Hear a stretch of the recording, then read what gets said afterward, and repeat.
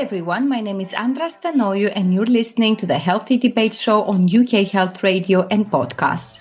Impostor Syndrome has been described by psychologists for the first time in 1978. According to a 2020 review, 9 to 82% of people experience imposter syndrome. One study found that about 70% of all people have felt like an imposter at some point in their lives. It usually affects those who are highly capable perfectionists, like HR professionals, for example, that are expected to know a little bit about everything from mental health to finance, economy, and business. To help us understand and explain the imposter syndrome from a HR professional perspective, we have Rachel Norrington, a HR mentor and coach and founder of the Happy HR coaching practice. Hi, Rachel. Welcome to the Healthy Debate Show. Hi, Andra. Thank you for having me. Please tell us a bit about yourself and your work and, of course, about Happy HR coaching practice. Yeah, so I've worked in HR for 20 years now, so I had my whole career has always been in HR, and it's changed hugely over the years that I've been practicing as a HR professional. And having worked across several industries at a senior level with leadership teams, you think you've seen everything in terms of how people are looked after and the working environments and the different cultures. And I just have a real passion for helping people in the working environments and making sure that they can be the best that they can be in their jobs. And I believe it's all about life balance as well. And so I set up the Happy HR coaching and mentoring because I think what I've seen over the years as a HR professional, it can sometimes be quite a lonely place because of the nature of the role that we do. And so actually I thought I can give back to other people in the same fields as me and help to coach and mentor them in their roles and overcome some of the challenges and actually share some of my experiences and best practice with people to help them enjoy a successful career in HR. It's very interesting what you said, because probably the tendency to go for a career in HR, I'm just making assumptions, but maybe that's the case, is usually the passion or the love for working with people and providing this service and care.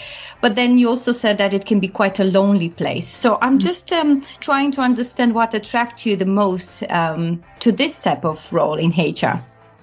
I think you're right. We as HR professionals, we're naturally attracted to the role because we like working with people, we want to help people, and we're natural nurturers of people and have an interest. But I think when you get into the role, because of the nature of how you're supporting businesses and you're working on HR strategy and, some of the issues that we're dealing with on a day-to-day basis that affects individual people. So, whether it be an employee relations issue, disciplinaries or grievances or somebody's well-being, they're all of a confidential nature. So as much as you have an interest in people and you want to help them, so you want to help people with their well-being and, if they're having a challenging time at work because they're not performing, and it's understanding what might be impacting somebody's performance, you can't then offload that onto somebody else within the workplace. So it becomes lonely because you can't necessarily have the close relationships that other roles and people might have in organisations because of the confidential nature. So you end up carrying a lot on your shoulders and in your head, particularly if you're a standalone role in HR. So you mentioned that the role of HR has changed in the past years or in recent years. Tell me a bit more about that. So clearly, we've had the pandemic, so that's been a massive accelerator for change for the HR profession because, overnight, HR professionals across the world have had to learn how to deal with the challenges that COVID brought for the working environment, and particularly in the UK, dealing with furlough and huge amounts of individuals overnight being told to stay at home, or there's no work for them, or implementing new policies and processes around remote working. And then around that as well, looking after people's well-being, because all of a sudden they've gone from working in an office to, working at home overnight, and they're isolated, and it's a completely different setup and scenario as well, because, they were people were homeschooling families and all sorts of other carer responsibilities. So, all of a sudden overnight, the profession of HR was much needed, role within an organisation. Whereas before, sometimes, they wouldn't necessarily have, a chair at the table in terms of that role, because they weren't, depending on the nature of the business and the organisation. Sometimes, the role of HR is just seen as that policy department that puts the rules and procedures in place, and not necessarily a strategic role. So it was all about looking after the well-being of people. Then after we've had the pandemic, we now have the financial economic climate that we're dealing with as well. And there's a huge shift in terms of workers and what's motivating them and what they want from their jobs as well. So there's these huge challenges at the moment around how do you reward employees, what benefits do you provide them, and actually how can you support them through the financial impact that people are feeling right now because of the cost of living increase. So you go from being a HR professional that was already responsible for engagement, policies and procedures in an organisation, recruiting the right people, the talent in the organisation, and now they're also responsible for the well-being of people as well, making sure that from a welfare perspective that they're safe, working safely, but also there's a lot around the mental health at the moment, and it all has an impact on the productivity of people. So for a business to be successful, ultimately people have to be productive as well and service clients in the right way. So there's a lot to get right for an organisation to run smoothly, but people are key. So where does this leave the HR professionals? Because as I was mentioning in my introduction, there is this expectation for HR professionals to be able to, cover almost 360 the issues of a business, which wasn't happening maybe 20 years ago when HR was more administrative. That's on one hand. And on the other hand, there is this idea of maybe savior, that's in the back of HR professionals' mind, thinking that, I can't really complain because I'm supposed to be the backbone, of the organization in terms of giving people what they need. And then you end up being, as you mentioned, quite lonely, and quite, confused about, your real role and responsibilities, and almost blurring the boundaries, isn't it? Where do you start and when does the business start, and the challenges that the people present to you? So where do you think the well-being sits in this issue, and how are you supporting HR professionals? Because I guess that's the core, isn't it? How are you supporting the HR professionals that are struggling with their well-being and finding their place?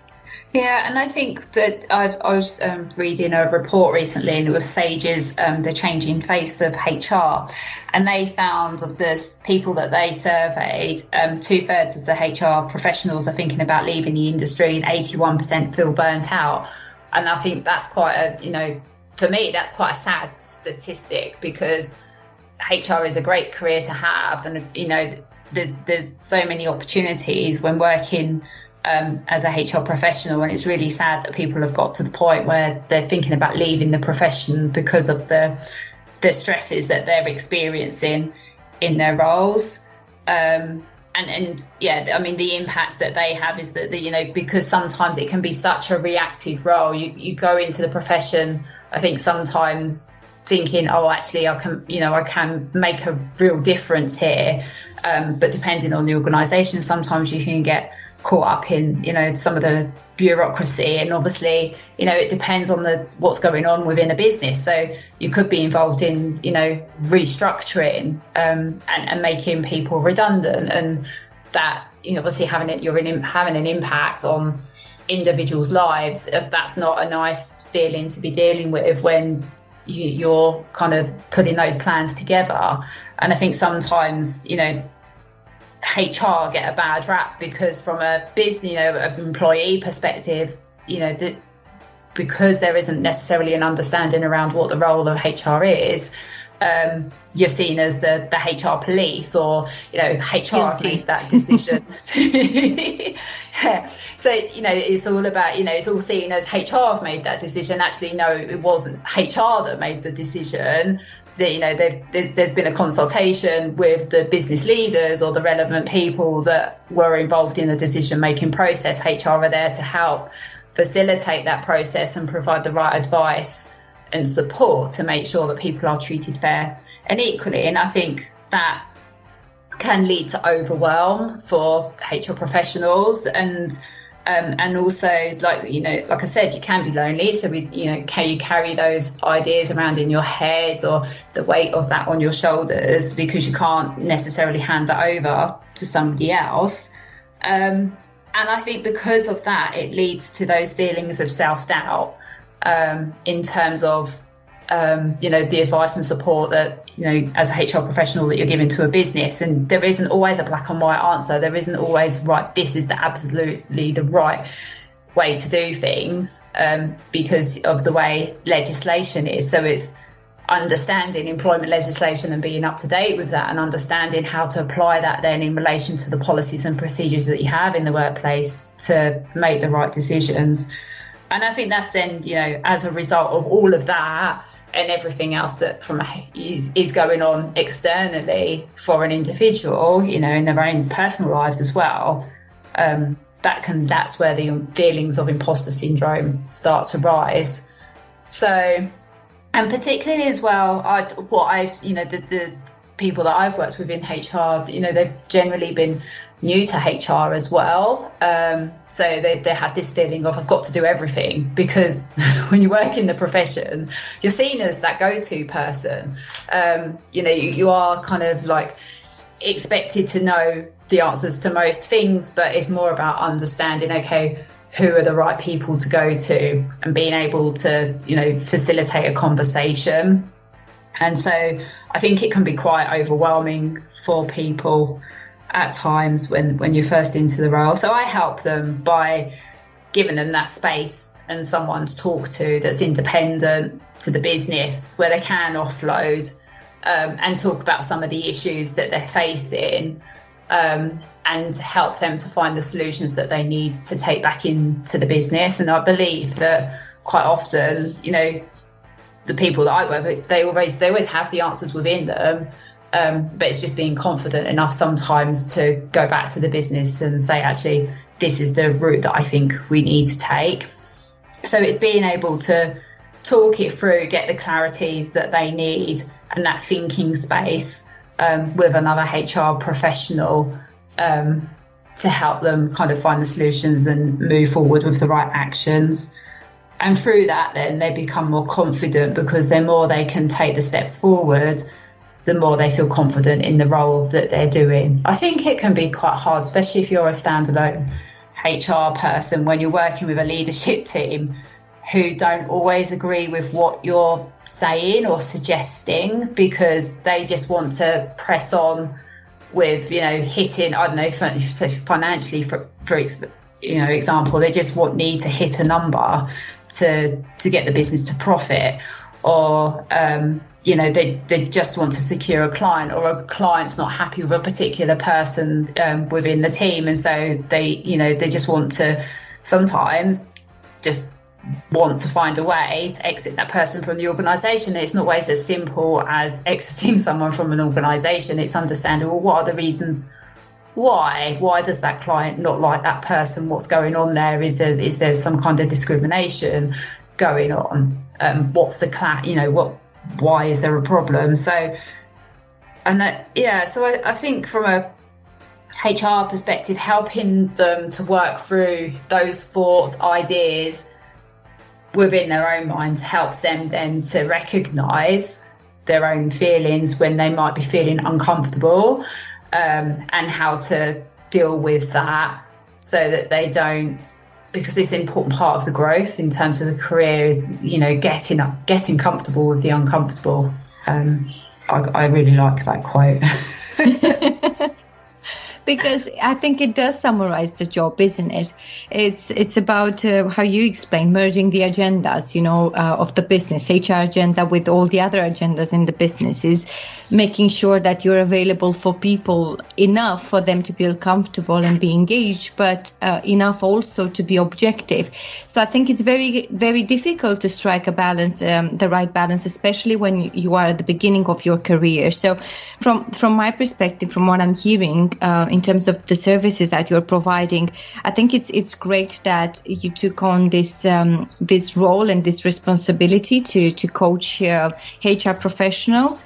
And the main benefit that I see in this is the fact that you have the experience to provide also mentorship. So it's going to be an advice that's, valid. It's based on your experience and your knowledge, but also to shape the conversation in a very coaching way, that will help them see the responses, because you were mentioning that, the majority of them, even though they're at the beginning, they kind of know where they're standing. It just gives them that confidence. So from that perspective, I think it's, a full approach to the issues that you specified as being, the core challenges of HR professionals. In terms of, imposter syndrome being seen as negative, it does come with a sense of guilt most of the times. And it does, because most people that have imposter syndrome, they're perfectionists. They want to do everything by the book. And HR, it is written, in law, you do have the guidance, but there's also an exception to an exception, isn't it? And it's about flexibility and, problem solving and critical thinking. So you kind of, that there are lots of areas to explore when you're making a decision. So because of that, imposter syndrome is seen quite negative. Can we get anything good out of the imposter syndrome? Does it help in any way?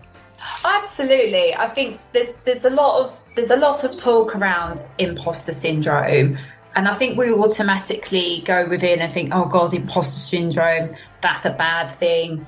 I over procrastinate on this, or I don't like to delegate. I like to do everything myself. I fly solo. Or I'm that continuous learner in terms of I have to know everything before I can move forward. And I think, unfortunately, and because of that, imposter syndrome gets that kind of the bad name in terms of that label. But actually what it's about is the feelings that we experience when we're feeling uncomfortable.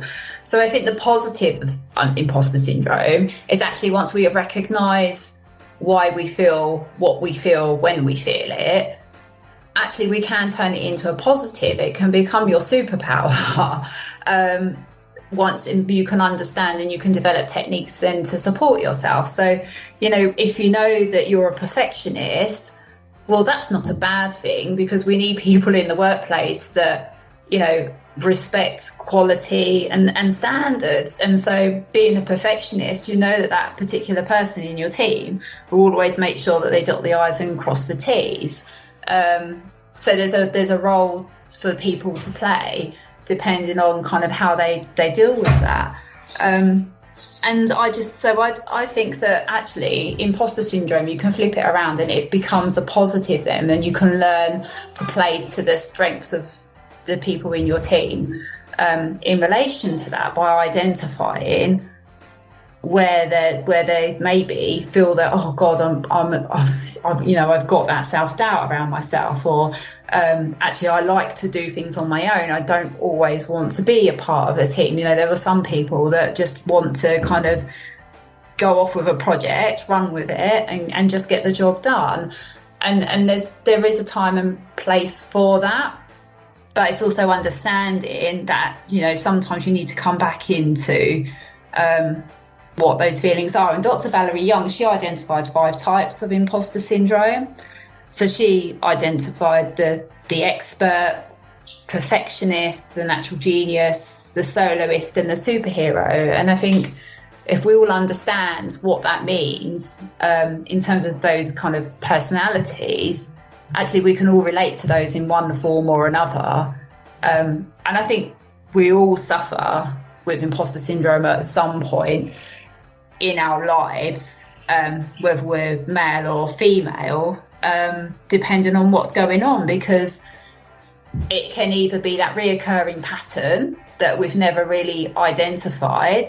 And so, it's something that whenever that particular situation comes up for a person, it's how we deal with things. And, you could, I don't know, for example, speaking on stage, for example, being asked to talk about a subject, it could be like, well, I can't do that. What do I know? I don't have enough knowledge. I'm not as good as X, Y, Z. And all those, they're all the feelings of imposter syndrome. But actually, if you find a way to overcome that and go out there and stand on stage and be that expert and talk about the subject that you've been asked to talk about, actually then you'll overcome, that imposter syndrome, that little voice in the back of your head will always be there, but it will get quieter and quieter and quieter. Yes, I don't think it's necessarily a bad thing. I think it's just understanding where you experience feelings of self-doubt and where you might lack confidence, and if you can identify what particular type that you might be dealing with at any one point in time, then it helps. You can use that to your advantage. I did try to identify, my boundaries in terms of my perfectionism. And what I found was that someone at some point told me that, 85% job done is 100% job done. Yeah. So that was such a good lesson for me, because it helped me kind of, rebalance things in my mind and not just be utterly obsessed with a standard that's unrealistic, especially, in some contexts. It can be quite a challenge to keep up 100% with things at all times. So this is what I've done to kind of, calm myself down, and reduce this little voice that is telling me that I have to be in a particular way. So I would like us to take a short break, but after we're back, I would like us to discuss about some particular cases of HR professionals that you worked with, and maybe going into some techniques that you used for them, or what was the issue and how did you manage to coach and mentor them, and what was the positive result. So we'll be back with Rachel discussing imposter syndrome in HR profession. UK Health Radio, the station that makes you feel good.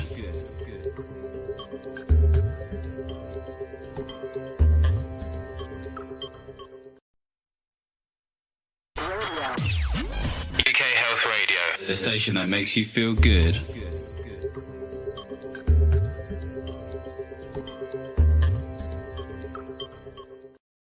And we're back with Rachel. Rachel is a HR mentor and coach, and she's the founder of Happy HR, the Happy HR coaching practice. And today we're discussing imposter syndrome.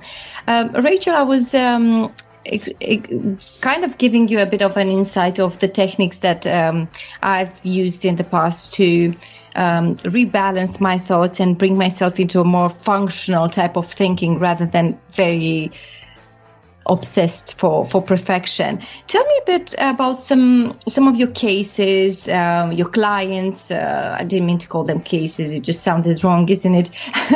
Your client just sounded very HR. Your clients, your customers, the people that you're working with, and what were some of the challenges and how you help them be more effective and kind of escape the imposter syndrome.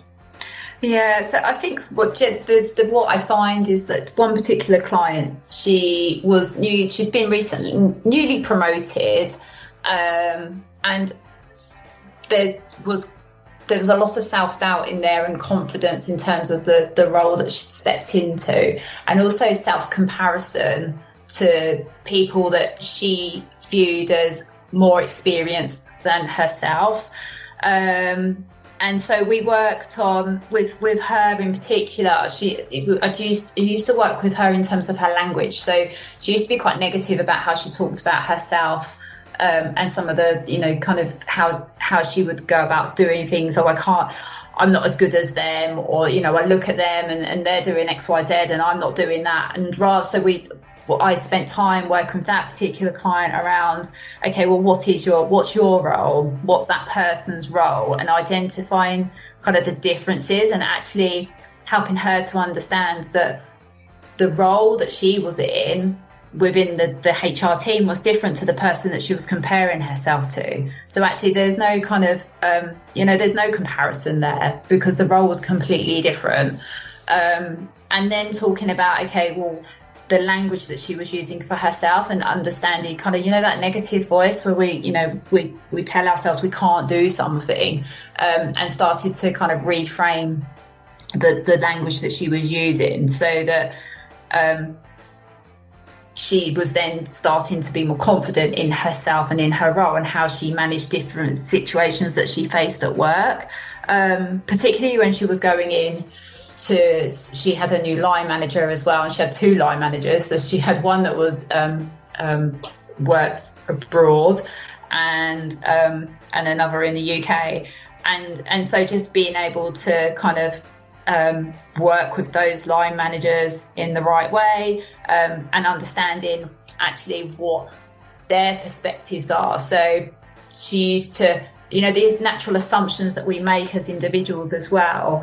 To catching those. So some of the techniques I used was things like actually sit down and have that conversation. So kind of act out the conversations that person wanted to say. So in this particular circumstances, she wanted to secure herself a more flexible way of working, and also secure a pay increase as well. So it was about having that conversation, and what was she going to say, and what were the reasons for it. And part of that, we worked on kind of what were her successes in the role, what had the achievements been. I think very often we don't celebrate our own successes, we see them as very small, and we move on to the next thing. So actually just taking that time out to understand what she had achieved in her role as well was really helpful. And then the other thing that I do is I work with clients to visualize their success as well. So they have when they're thinking about their careers and where they want to be, particularly if they're new in role, I say to them, okay, so where do you want to be in 6 months' time, for example, and what do you want to be known for in your role? So we talk about kind of what that timeline is. So we start off with in 6 months' time, I want to be here, what that visualize that success and what it looks like, and then work backwards and break it down into really small chunks. Because sometimes, again, when you have a goal, that can be such a big leap and such a big gap to like, oh my God, I'm here, how do I get to here? So breaking it down and turning it into steps. I think when it comes to the imposter syndrome side of it as well, it's writing down like what type of imposter syndrome fits with like your measure of competency, because again, like imposter syndrome is about how competent you think you are, and then what are the feelings that you experience with that, and write it down, and then how does that affect you? Because I think by writing it down as well, if you're a visual person, helps you to kind of understand why you behave in a certain way, and then it helps you to then identify ways to move forward to deal with that. Rachel, you gave us so many techniques. You convinced us all, but I do want to come back on the first client you mentioned, and the fact that you supported her with imposter syndrome. And whilst you were talking, there was one thought that came to my mind, and I was thinking about, in this particular situation, in this case, did imposter syndrome come with this new role, or was it something historical? Was it something that was quite well embedded and was something that was more related to the personality and the choices of the person rather than the context? It was due to the situation. So this is where this is to do with the work culture, and this is where I'm so passionate about making sure that the working environments are right for people, because the working environment absolutely has an impact on people's feelings and therefore their imposter syndrome within the workplace, because by the nature of the teams and the line managers that we're working with, they have an impact on how we do things, why we do things, and the way they make us feel. And in this particular situation, my client had just returned from maternity leave, and the person that had been in maternity cover had then been employed to take on, basically had taken on the role on a permanent basis. And when she returned from maternity leave, she'd been put into another role. So as a result of that, there was a lot of self-doubt around her ability in the role that she had done. And actually it was, it was just the way that things had been communicated weren't particularly well. But the way I worked with her was, well, actually, maybe let's talk about your skills and your experience. And when you look at, maybe they were better suited to the role that you've been put into. It's not necessarily connected to the fact that you've been on maternity leave. And I think, the way that things are communicated as well is so important, because if it's not done well, it can leave us wondering why, and then think we're not good enough. What have we done wrong? And actually, in this situation, it was, it in the end, she performed. The performance in the role was really great. There was a lot of recognition for the great stuff that she was achieving in her role. But so it was just, in the beginning, actually, if things had been done differently, maybe she wouldn't have felt the way that she felt. All right. So the majority of it's not the majority. I'm making an assumption. So I'm assuming that some of your clients, some of your customers are leaders in the business. And this makes it more challenging when it comes to imposter syndrome, isn't it? What's the impact on their teams and how you can help them? Because when you're dealing with someone who has a standalone role and is not connected in any shape or form with a team, kind of deal with their coaching, and it ends up there to some extent. Of course, is influencing, the relationships, the partnerships, but it's different when you have a team. And you kind of have to manage your emotions and their emotions, and you need to set the tone. So what's happening with leaders that suffer from imposter syndrome, and how can you help them? Yeah, I think when you're a leader, it's really tough, because you're seen as being at a certain position, and therefore you have a certain skill set and experience behind you in that particular role.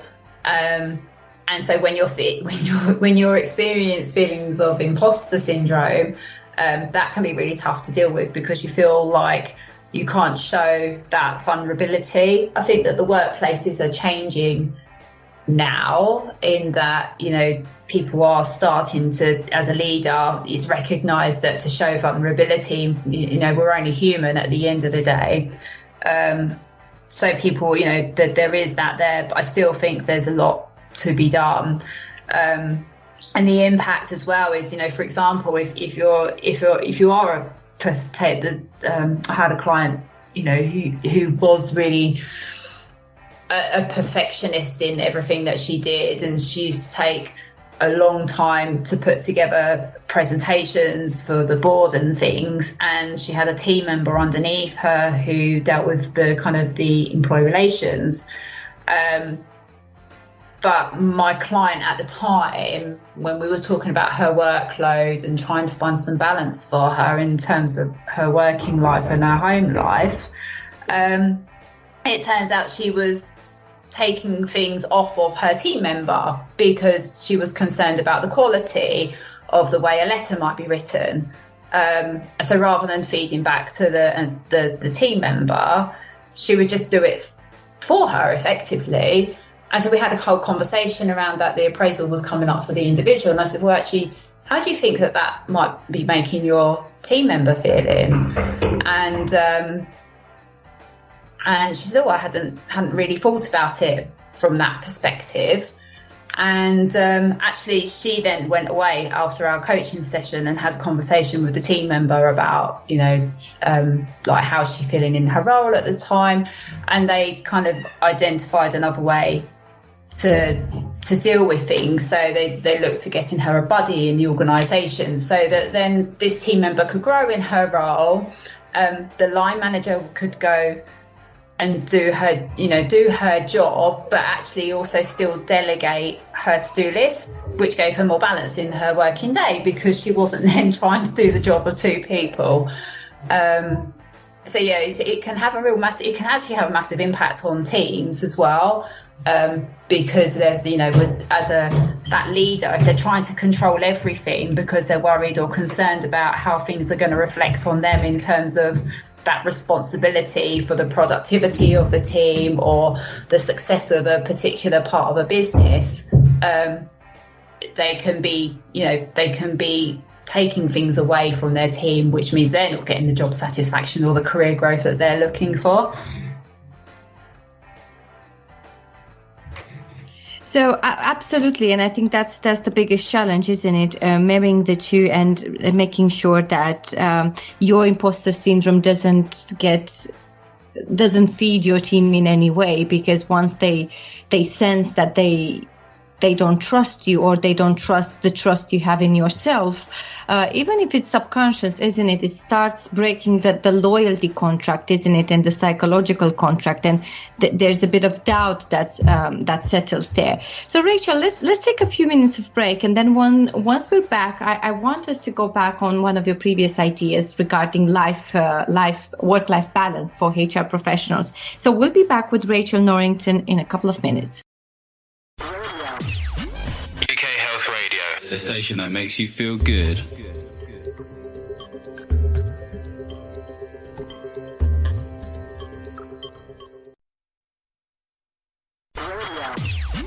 UK Health Radio, the station that makes you feel good.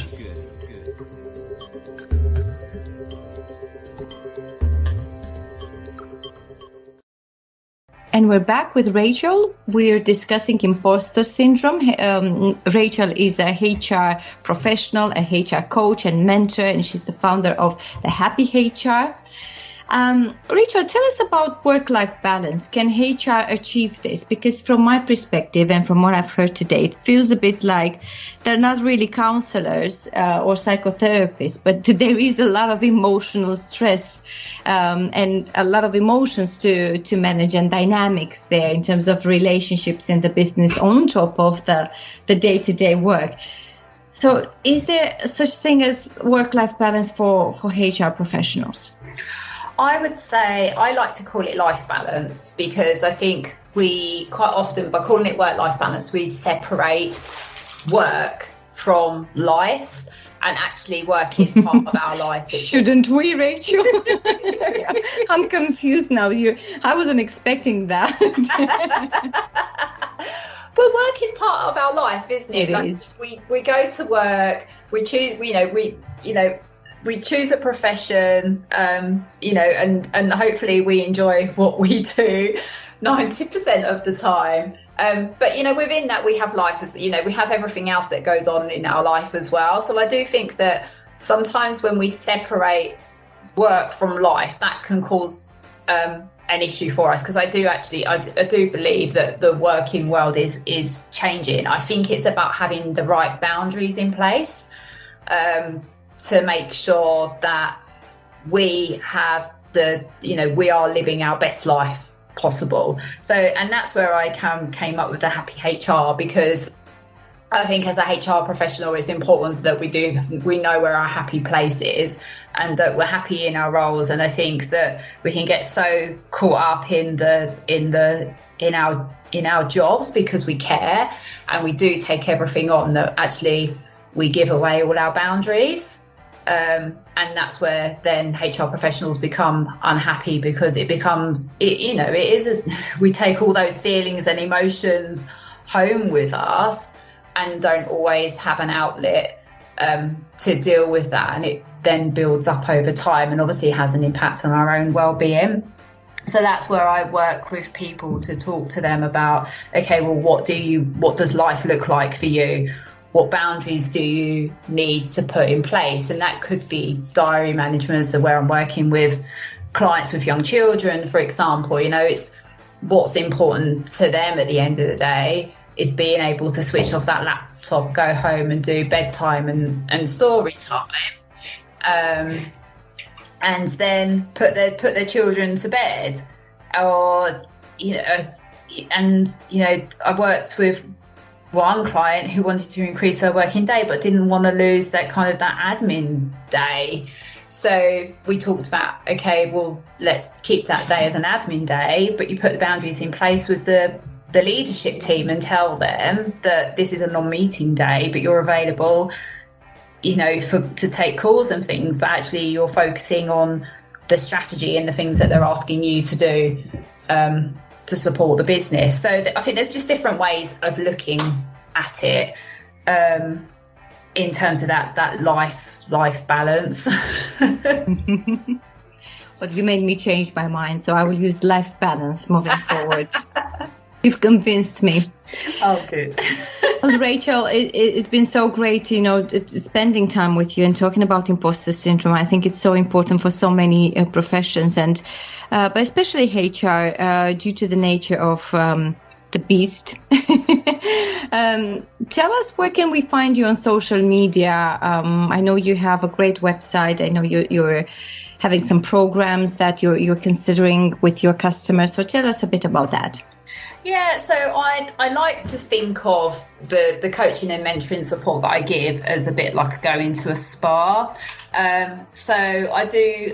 There's an opportunity for people to book a happy HR hour with me, and that's an hour of talking through the issue, that their burning issue, and helping them find ways to move forward with it and solutions to put in place.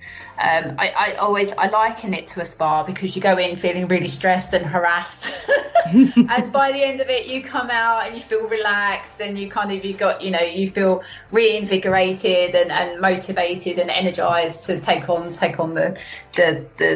the one thing that's in front of you. So, and I do think that the experience of coaching and mentoring can feel like that. So yeah, you can find me on LinkedIn under Rachel Norrington. Look me up there, or you can go to www.thehappyhr.co.uk. Rachel, thank you so much for your time. I wish you best of luck with your coaching and also in the other projects that I know you're involved. And it was a pleasure talking to you. So hopefully we'll get you back soon with another hot topic on HR, because I absolutely loved today's conversation. Oh, me too. Thank you for having me, Andra. Thank you, Rachel.